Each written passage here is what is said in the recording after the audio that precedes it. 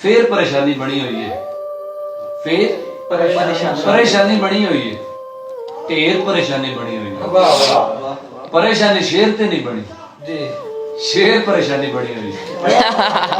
परेशानी शेर ते नहीं बने, शेर परेशानी बनी हुई है। तो रत्ती को मैं ਉਹਦੇ ਬਾਰੇ ਸੋਚਿਆ, शेर परेशानी बनी हुई है कि जे नहीं मेरे नाल खलोना, जे नहीं मेरे नाल खलोना, नहीं मेरे नाल खलोना ते नहीं मेरे नाल खलोना। काली रात डराउंदी पई है वे नहीं मेरे नाल खलोना। काली रात डराउंदी पई है वे नहीं मेरे नाल खलोना। कलर खादी कंध वर्गावा ले नहीं मेरे नाल खलोना। ते मैं बुल्ले दी अलफ दा पांदी, मैं बुल्ले दी अलफ दा पांदी बे नहीं मेरे नाल खलोना। जे नहीं मेरे नाल खलोना ते नहीं मेरे नाल खलोना। जी सुनाओ। अजर फिराक साहब के वो शेर कहते हैं कि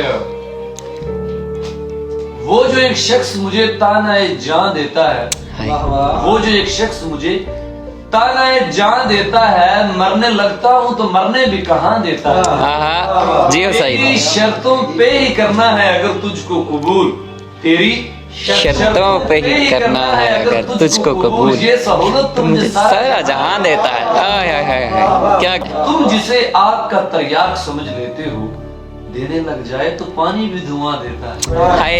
सरवर खान सफर साहब के दो शेर हैं, कहते हैं कि देख तुझ पर कोई इल्जाम नहीं आने दिया, देख तुझ पर कोई इल्जाम नहीं आने दिया, एक गजल में भी तेरा नाम नहीं आने दिया।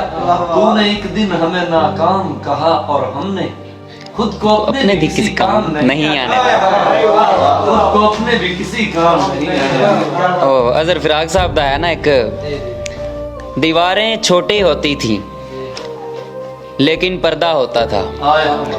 दीवारें छोटी होती थीं लेकिन पर्दा होता था, ताले की इजाद से पहले सिर्फ भरोसा होता था।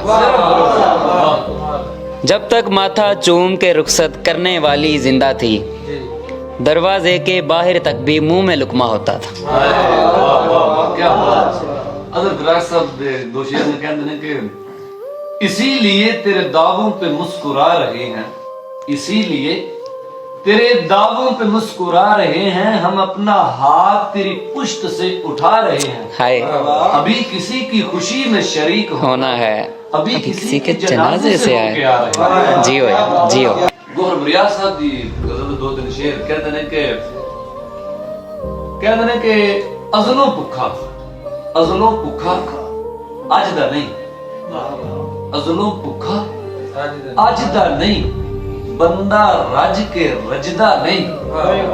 मेरे विच एक खामी जे कुत्ते वेख के भजदा नहीं। हाय हाय हाय। मेरे विच एक खामी जे कुत्ते वेख के भजदा नहीं। तेरे बाद भी सजदा, तेरे बाद भी सजदा सजदा पर सजदा नहीं। क्या कहने, क्या कहने।